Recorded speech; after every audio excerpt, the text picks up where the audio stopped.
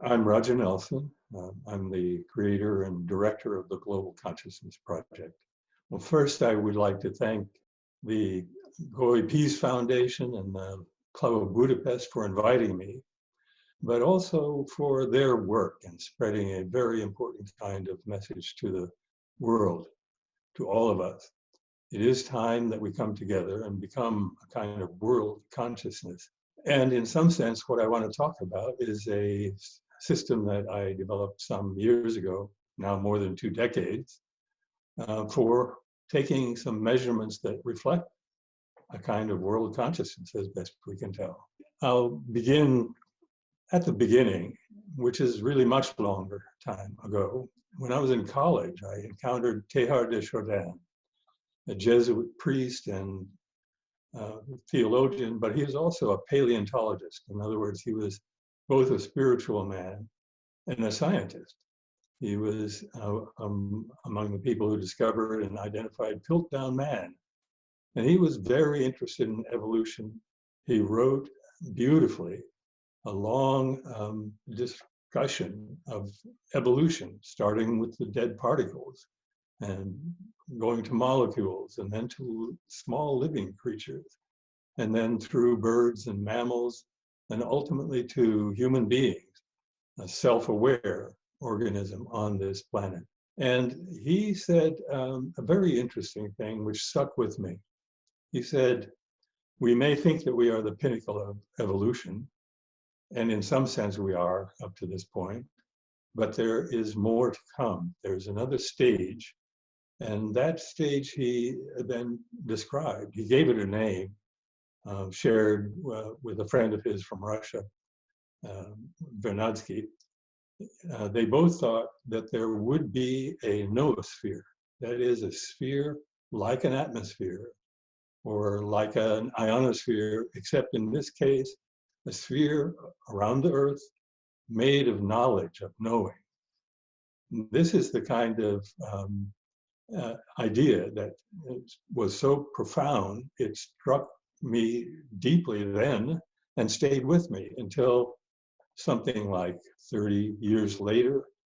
I had come to Princeton University to work in a lab studying human consciousness and the extended capabilities of human consciousness. It was called the PEAR lab. That stands for Princeton Engineering Anomalies Research, a very long and cumbersome name. So we most often were known as and understood to be the PEAR group. We were a variety of different academic disciplines. We had physicists and astrophysicists. We had engineers, electrical and mechanical and aerospace engineers. We had psychologists. We had philosophers. Our group was a kind of microcosm of what I think the world should ultimately be, a kind of cooperative, a collaboration of different viewpoints. We need to come together. And so this almost accidental shift in my fortunes to move from teaching in a small college in Vermont to the great university, Princeton University, enabled me to expand my horizons and to develop tools and instruments and ideas and ultimately experiments that could help understand human consciousness at its finest and its most extended, I should say. In the PEAR lab, we learned, we studied individuals. We really asked people individually to try to change the behavior of sensitive devices. And the one we used most was called a random number generator, a random event generator.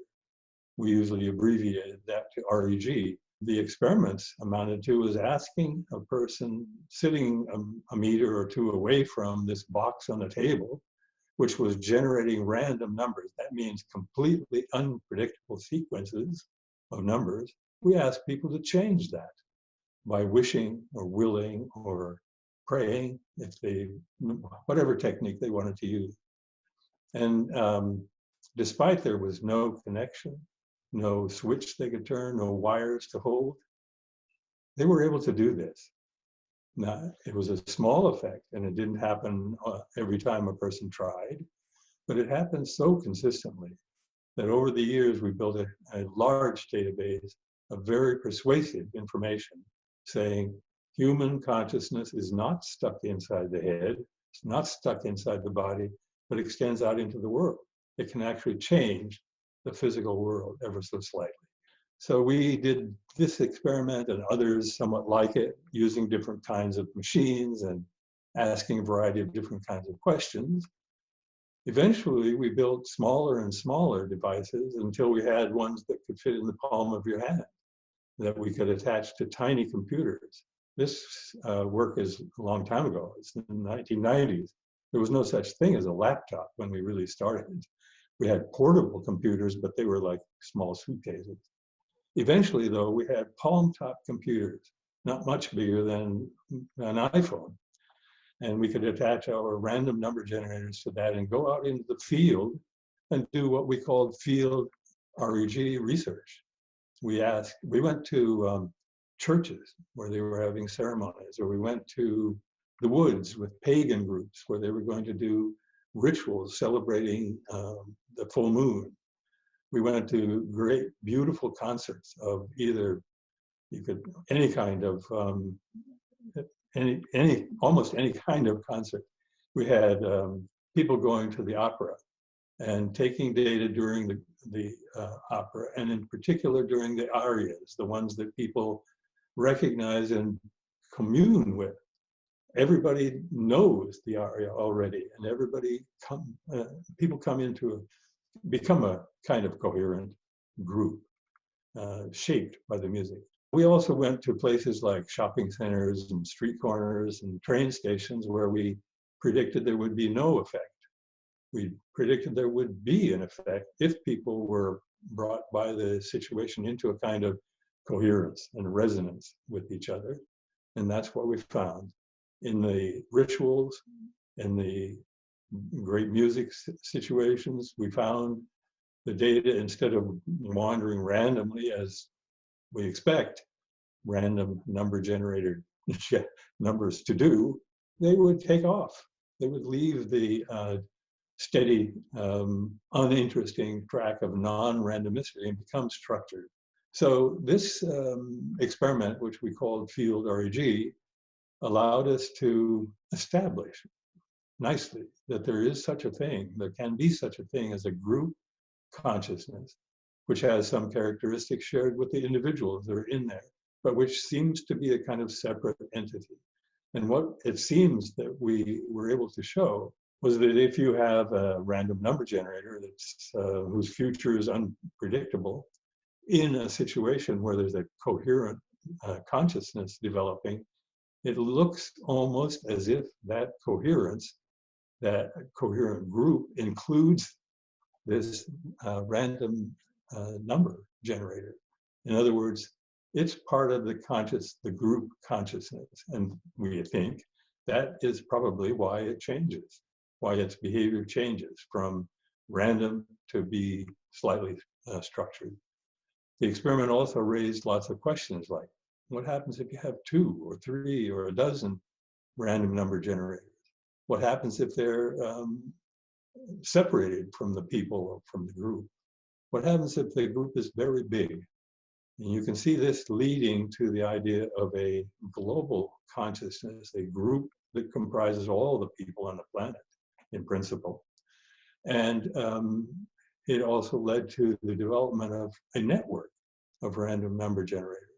The same devices that were used in the laboratory and in these group consciousness field experiments, but now a network of these devices spread all over the world, in all continents except Antarctica, in sufficient numbers that we could imagine that it was tapping into or potentially capturing some structure that might be created by a global consciousness.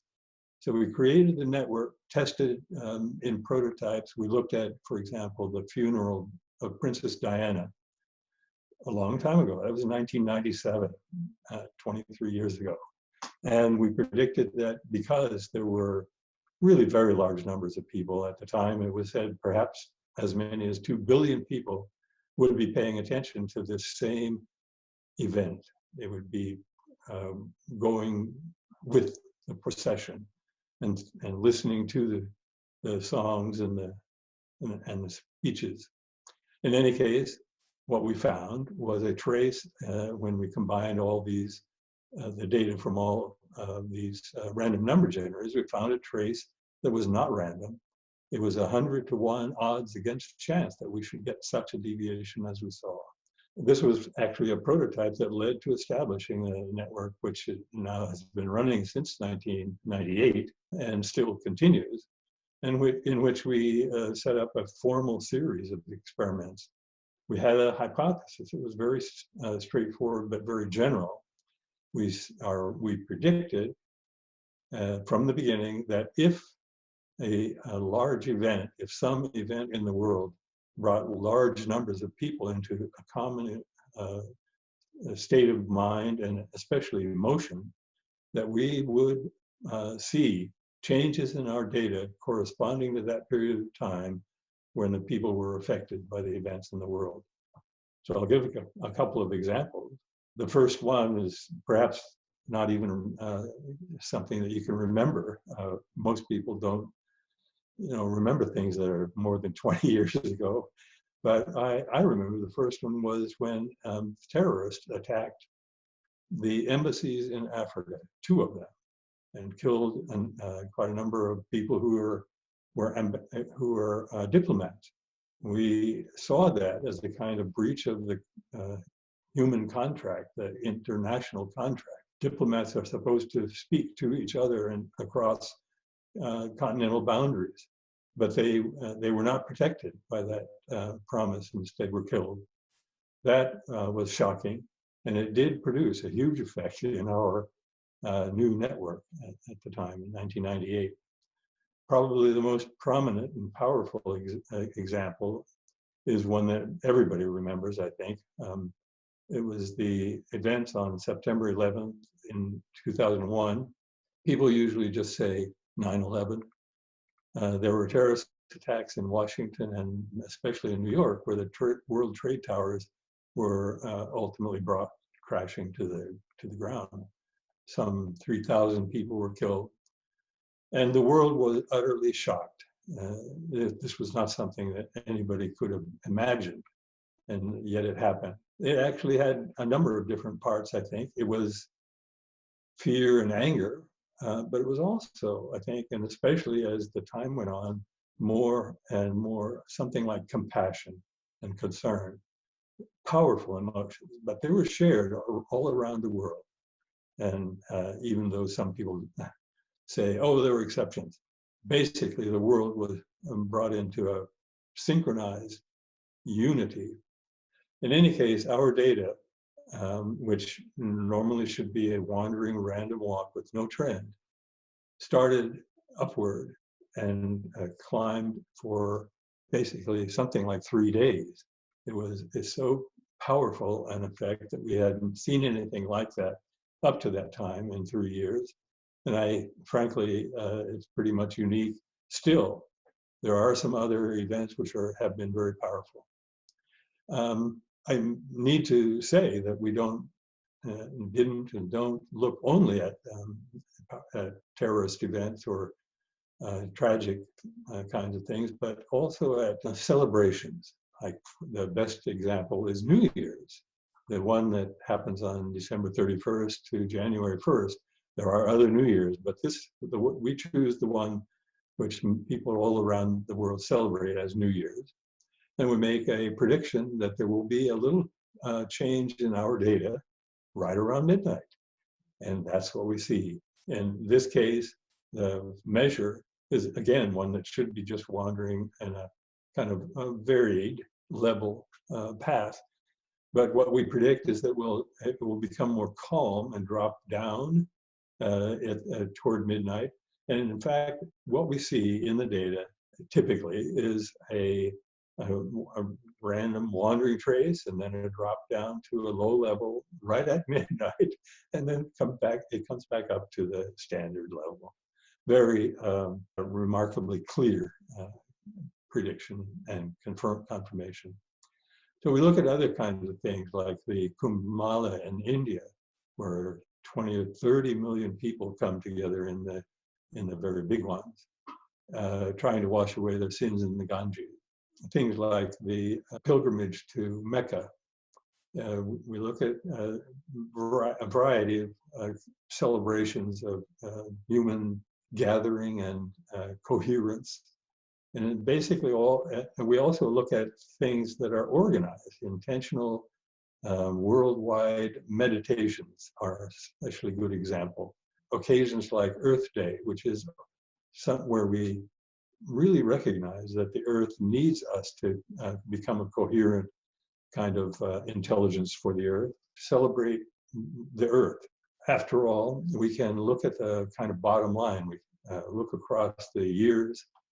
We set a goal of 500 events, and we found 2 or 3 each month over the many years. And when we reached the goal of 500 events, it was possible to determine what is the bottom line, what's the combined output from all this experimentation.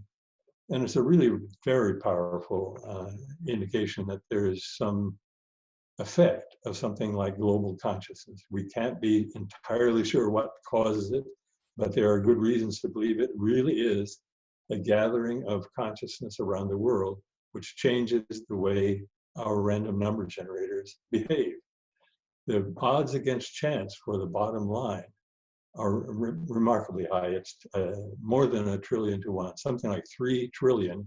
That's, if you think in terms of just a numeric presentation, that's 13 zeros, and then finally another number.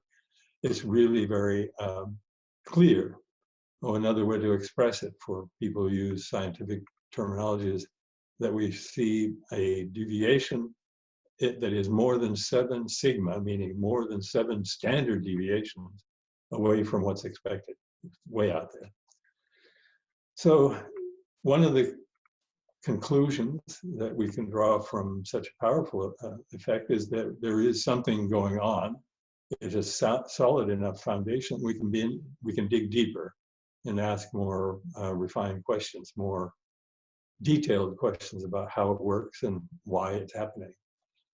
We have a variety of different ways of looking at it. And some of the things that we discover really promote, I think, and support the idea that it is a global consciousness. For example, the effects are more powerful or larger during the time when people are awake. There's a sleep-wake cycle, and the movement is exactly in coincidence with that. We have to be awake in order to be fully conscious and join in with each other, probably to some degree. Then we also see that if we treat the data in a way that's parallel to what we do with brain EEG data, especially what's called evoked potential research. If you flash a light or make a loud sound, the brain reacts. It does something that's very repeatable. It's a noisy process, so you have to repeat it a lot. But so is our data. If we treat our data the same way, we see very much the shape in our data of a reaction that is like what we see in an evoked response in the brain. So it's just a kind of image comparison, but you can see an extraordinary similarity between what we're thinking it might be a global consciousness and an individual consciousness. There are other things. We see in the global consciousness response the same kind of orientation as we see in a human individual response to various emotions. Some emotions are especially strong and powerful, like fear and anger. And my favorite finding, I think, in the whole process of looking at the data from the Global Consciousness Project is that compassion is the emotion which is most powerful. And we can categorize the event. Does it evoke a lot of compassion? Is there a lot of compassion embodied? If so, we expect and predict and find that the effect is very large. This shouldn't be surprising in a certain sense, because what we're talking about is some kind of unconscious connection among all of us to create something like a global consciousness. And compassion, what kind of an emotion is that? It's one that connects. It is the means by which we share and become one with the other. So I'll wind down with a little bit of description of what I think the implications are. I guess first, there is a powerful effect, and it is attributable to something that we're calling global consciousness. It happens when we all come together and share powerful emotions. That means, among other things, along with the laboratory and other research, it means that this consciousness that we are so aware of and we think of as being inside us is really not inside us. It's not confined here. It extends out into the world, and maybe extends out indefinitely.